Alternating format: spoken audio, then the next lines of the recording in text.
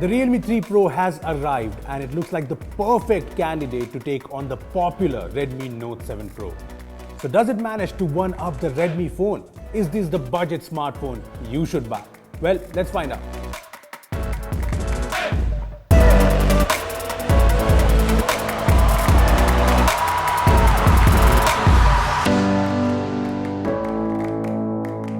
Hey guys, this is Rupesh from Beebom.com and welcome to our Realme 3 Pro review, where I'll be answering the question everyone has on their mind. Should you buy the Realme 3 Pro over the Redmi Note 7 Pro? Well, before I answer that, I'd suggest you to hit the bell icon to get notified every time we post an awesome new video. Now that you've done that, let's talk about the Realme 3 Pro. So this here is the new Realme 3 Pro and this is a phone I've been using for quite a few days now. Well, let me just tell you straight away that this is an excellent budget smartphone. But I know what the real question is. Is it as good or even better than the Redmi Note 7 Pro? Well, let's take it step by step. Starting off with the design, the Realme 3 Pro might have the new fancy gradient finish, but at the end of the day, it's still plastic, and to be honest, I find the real glass design of the Redmi Note 7 Pro a little more premium.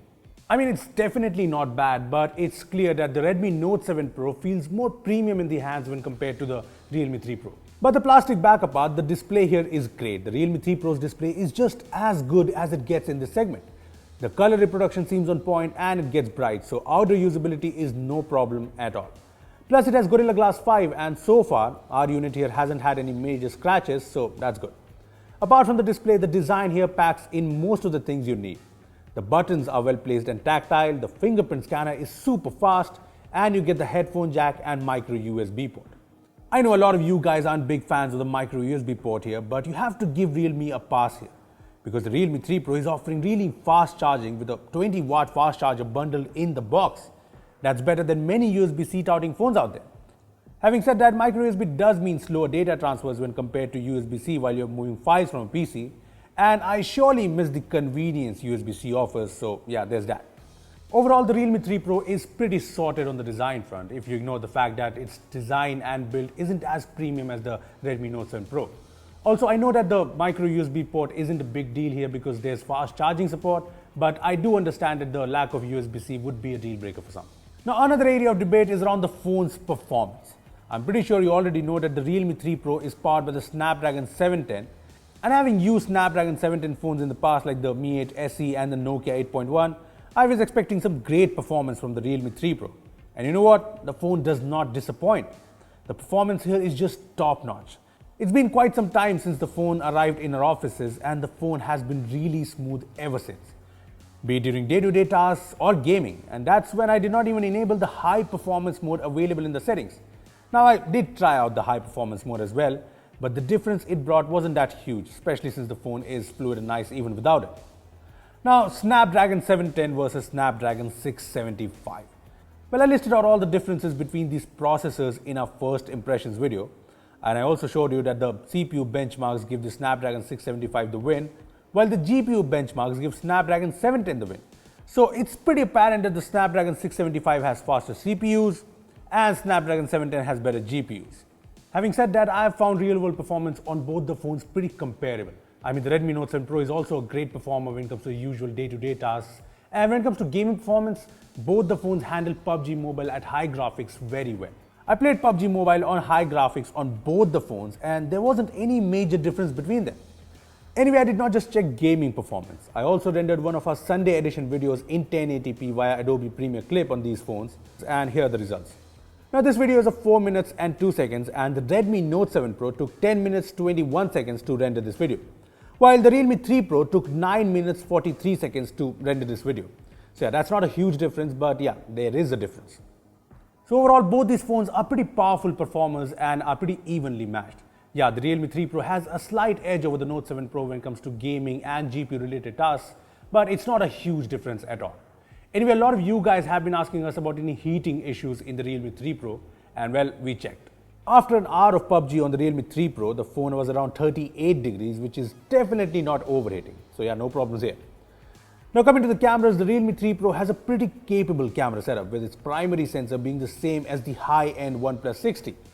Well, after taking a lot of photos with it, I can say that the Realme 3 Pro indeed has one of the best cameras in this price segment. Take a look at these photos from the Realme 3 Pro. Yeah, so the photos from the Realme 3 Pro have good details. The dynamic range is great and it's all around good. Even in low light, the wide f1.7 aperture manages to capture in a lot of light, which is definitely nice. Some photos do come out oversaturated and some low light photos are a bit noisy, but this is a phone that can take some great photos. The phone also has features like Nightscape, and as you can see from these photos, it does work fairly well. It brightens up the photos, and while some photos have a lot of noise, there are times when it amps up the details, so it's nice to have. Anyway, I know what you're waiting for. How does the Realme 3 Pro cameras compare against the Redmi Note 7 Pro? Well, I and Anmol from our team have been taking a lot of photos with these phones, and it's so close. I like the Realme 3 Pro photos most of the time because they have more details. Let's just zoom in here. See, let me show you another example. So again, if we zoom in, you'll see that the Realme 3 Pro photos have more details. However, there are times when I prefer the natural colors from the Redmi photo. Next up, let's compare the portrait mode shots. Now again, things are really tough to judge. See, I like the colors of the Realme 3 Pro photos more, but the blur is more natural in the Redmi Note 7 Pro photo. And this is the case in almost every portrait mode shot from these phones. When it comes to low light, it's again a tough call. The Realme 3 Pro here too captures photos that are detailed, like this one. And most of the times the Realme photo is brighter. But I found the Redmi Note 7 Pro slightly more consistent with colors in bad lighting. It's really close even when it comes to night mode. Check out this comparison of the night mode. Now in this comparison, the Realme 3 Pro photo is just more sharper. However, take a look at this next comparison.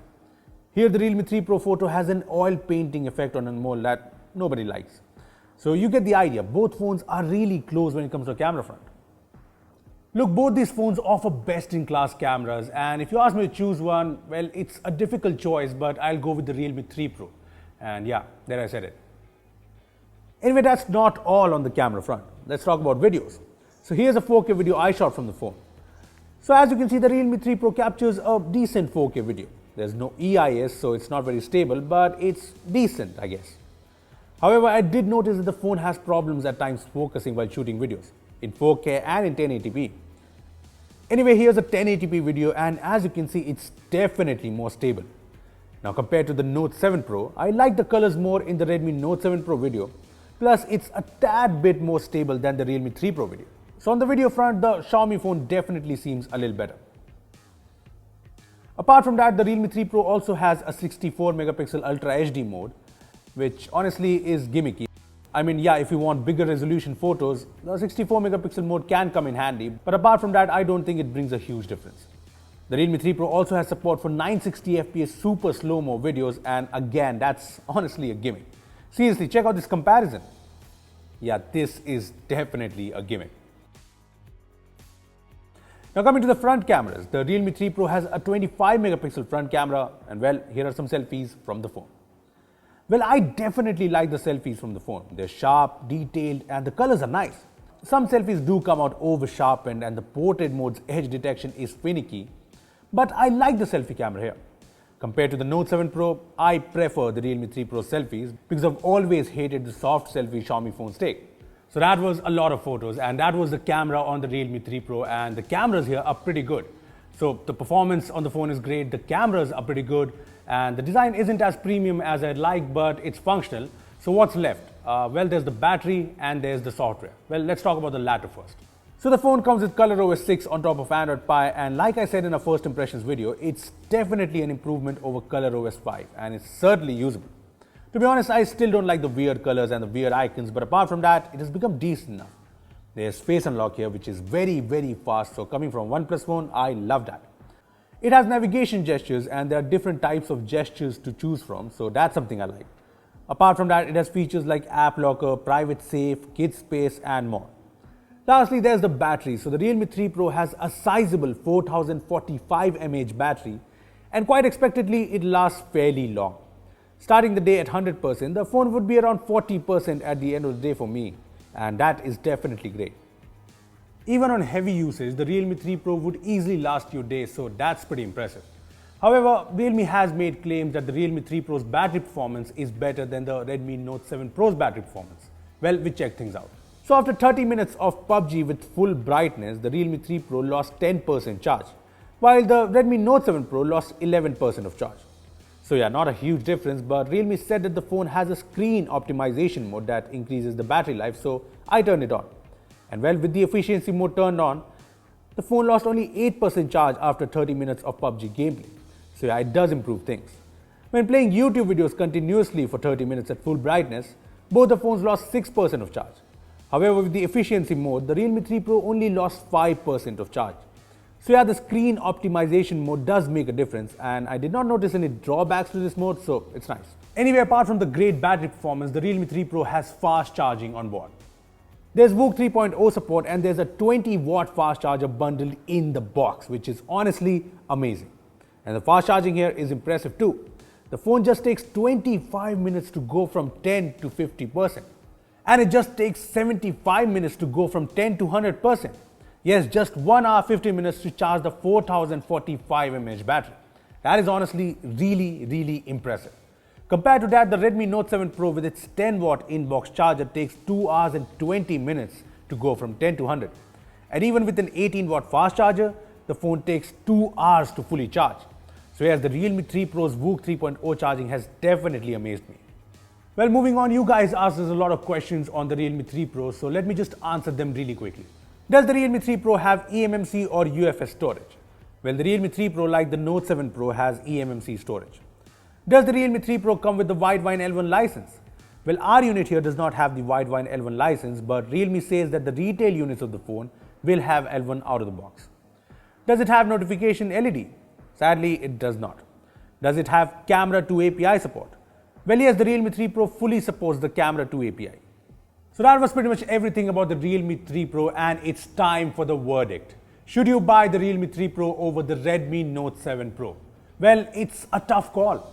Both these phones are great budget smartphones, and they are very close when it comes to the performance, the cameras, and pretty much everything else. However, if you ask me, I think the Realme 3 Pro has slightly better cameras, it has great battery performance, and I prefer it due to the fast charger it comes with. However, if you want a more premium design and build, better video recording and USB-C on your phone, I think the Redmi Note 7 Pro should be your choice. But that was our review of the Realme 3 Pro, and I hope I've answered all your questions. Well, how do you like it? Tell us in the comment section below. Also, give this video a thumbs up if you enjoyed it, and make sure to share it with your friends who have been confused with the Realme 3 Pro and the Redmi Note 7 Pro. Lastly, subscribe to our channel for more amazing tech videos. Well, that's me signing off. Thanks for watching, and I will see you in the next one.